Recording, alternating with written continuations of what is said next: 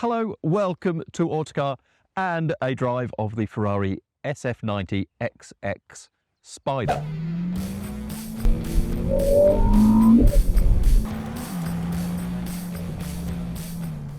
This is the first time Ferrari has offered its one of its XX cars. So the XX program is its sort of swanky, faster, loads of aero. It's usually a track-only program. They've been doing it for like a couple of decades, I think, but the SF90 is the first to get a road-going, road-registered variant of it. They do it in coupe form and Spider form. We've already driven a coupe, but in word form only. You can find those words over at autocar.co.uk. This is the Spider. There will be words, but this is, obviously, the video. Visual changes, what do you think? You tell me.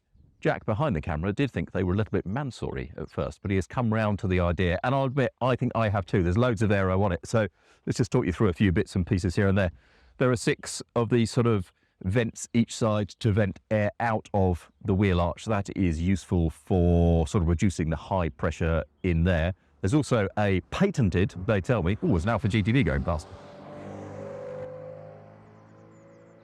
That's a good looking car, isn't it? That is a nice looking car. Right, back to this. There's also what little luggage space there was on an SF90 in the first place. That has gone in place of these patented S-ducts to get air in the front and out over the top. Let's stay on this side of the car. I'll come round to the tyres in a moment. There's more vents at the back, and then the main event, which is something Ferrari does not do very often, particularly on road cars, which is a massive fixed rear wing. The total downforce is 530 kilos at 155 miles an hour. That's 10 kilos less than the coupes. Now, it's hard to see deep into the engine bay here, so here is a prettier detail shot of the 4-litre V8, which has had new piston crown design and a higher compression ratio to raise its power by just 17 horsepower to 787 brake horsepower, while an uprated battery gets 13 more horses from the electric motors, so they make 279, and the system total is 1,016 brake horsepower. That's good for a 0 to 62 mile an hour time of 2.3 seconds and a 199 mile an hour top speed. For track use, dampers made by Multimatic, which are sort of very sort of track focused, but Ferrari's chief engineer has set a lap time around Fiorano in this, and he used the adaptive magneto-rheological dampers. That's what this car has. This car's running relatively sort of road focused Bridgestone Potenza tyres. You can get like a Michelin Cup 2R thing, which are really sticky, really cool. All 599 of these Spiders and all of the coupes are also sold. It's like £700,000 plus. But what I'm intrigued in is to see what the SF90 is. Is it the least loved or the least understood of modern Ferraris? I don't know. It came before the 296 GTB, but the 296 GTB took the hybrid tech, plug-in hybrid tech, and sort of moved it on and made it. And I don't know. It's just something about the SF90 that I'm not sure people love quite as much as other Ferraris. So let's take this for a drive and see what they've done to it in turning it into an XX model. And so then to the inside of this SF90 XX. Got a roof down because it's a nice day. There is a thing about convertibles compared to coupes is that they tend to be less torsionally rigid. And actually roof up, this feels more rigid than it does roof down. I just see a little bit of shimmy in the mirror as the body flexes, but modern roadsters, convertibles, they're pretty stiff. This feels pretty rigid of body. The interior is cool. It's a bit more stripped out than the regular SF90. You get these sort of visible Allen bolt heads and plenty of carbon fibre. The visual effect is nice. It feels nicely screwed together as well. And actually, as you go through a tunnel and the lights sort of ping off of bits of carbon fibre, it feels really special, actually, really, really lovely. My driving position is good. These are, I think, unique seats to the SF90 XX, which are sort of carbon backed, but although they're thin and very supportive, I find them pretty comfortable, actually. Steering wheel comes through a broad range of adjustment, and ergonomically this car is largely pretty good. There are little notches on the steering wheel so that I can feel to make changes to drive modes and things. The Maranello changes the actual drive mode, and then there is a small little array down here which can put the car in complete electric mode if you want. and it will go anything up to, I think, about 70 miles an hour in full electric mode with just over 200 horsepower. It will do 23 kilometres, so about 15 miles in that form. You can charge the battery on the move by clicking the qualifying button. That leaves the engine going all the time, as too does the performance mode. Then hybrid mode, it decides what it's going to do. So the engine is cut out now. You ask for a bit of performance, it comes back in. You get various options on the 8-speed transmission. You can stick it in auto, sort of mooches around at the sort of low end of the torque band. The electric motors feel any sort of missing torque, and it rolls along comfortably. You can change the damper mode as well, so even if you go into like race, which stiffens up those dampers, on roads like this, and Italy has some really poor roads actually, and I think it's one of the reasons that Ferraris ride so well. It's the roads around Maranello, the hill roads. There's loads of potholes, there's loads of bad cambers, loads of poor surfaces. Just pop one button and that puts the dampers into a softer mode. And even though this is on 30 profile back tyres, 35 profile fronts, just rolls over bumps really with a comfort that you ought not to necessarily expect on a car with this sort of purpose, this sort of power. I'm finding it almost easy to forget it's got as much power as it has, because in auto mode it keeps the revs quite low, and as you accelerate, it's pulling 2,000 RPM, and I accelerate a bit, it's only up to 3 and it will change up in a second. So it's just got a sort of effortless kind of performance. Stick it in manual. It has the kind of performance that track cars, really have, that you can't use all of on the road. This is more powerful than the sort of holy trinity of whatever those 3 hypercars were. This has more than 1,000 horsepower. What did Bugatti Veyron have? That was about 1,000, wasn't it? And this has got more than that. So let's just change down into second gear and give it the beats.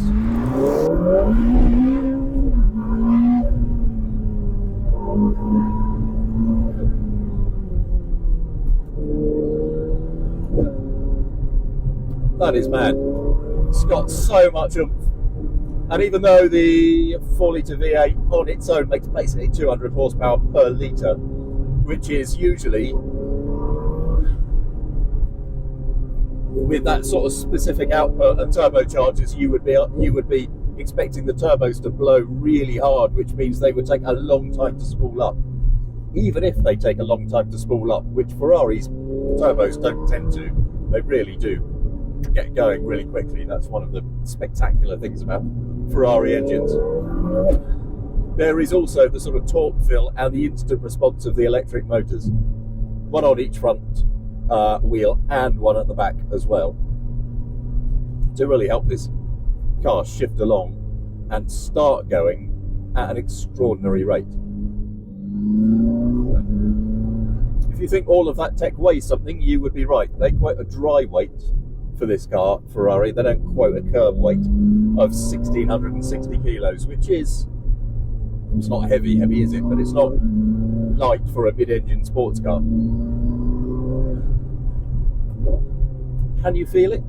I don't know, the way a car feels, I mean, ultimately the physics are the physics, but you can make a car feel a bit lighter with the way you set up the controls.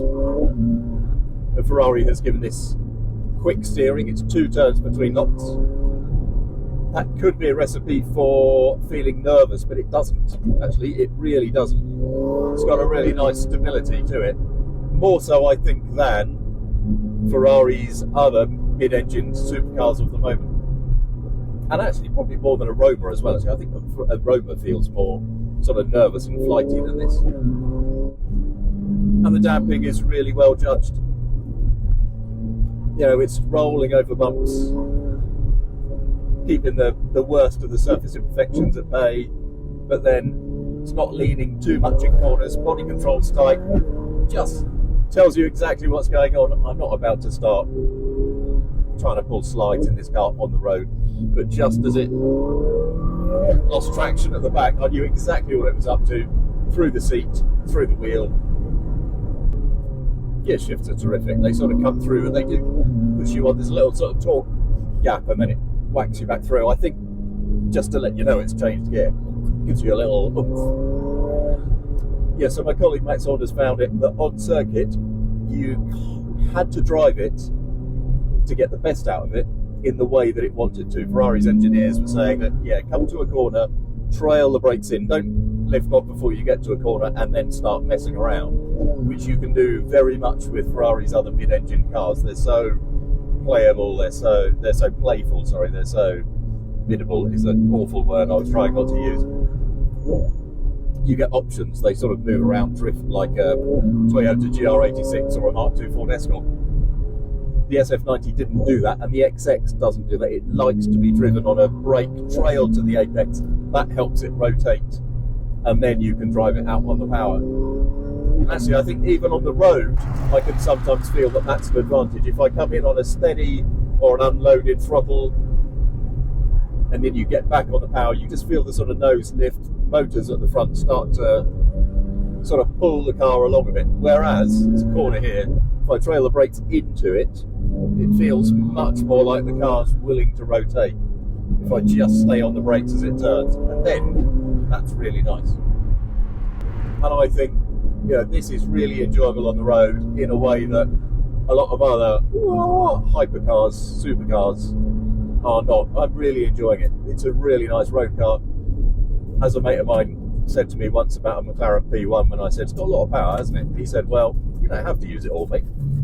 Same with this, really. It's really enjoyable, even at sensible speeds. But when you don't want the sensible speeds, it's eye-poppingly mad. This is good. This is really good, and it feels to me like the SF90 has come of age. It's found a place in the Ferrari range, so that it isn't kind of the forgotten, less loved model. It's kind of now the car it always needed to be. So thank you for joining me. I don't know if we'll ever get one of these in the UK to do a comparison with or a track test with, but we do have other comparisons and track test fits on this channel, more or less weekly.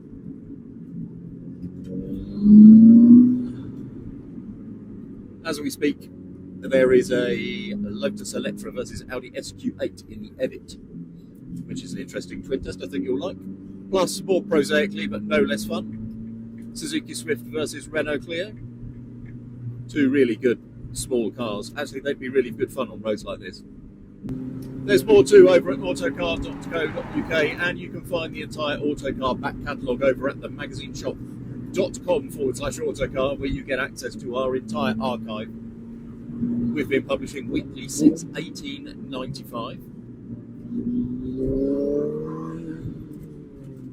when cars of this capability and performance would have blown people's minds. It's about 10 years ago this would have blown my mind, actually. So thank you for joining me. I'll see you next time.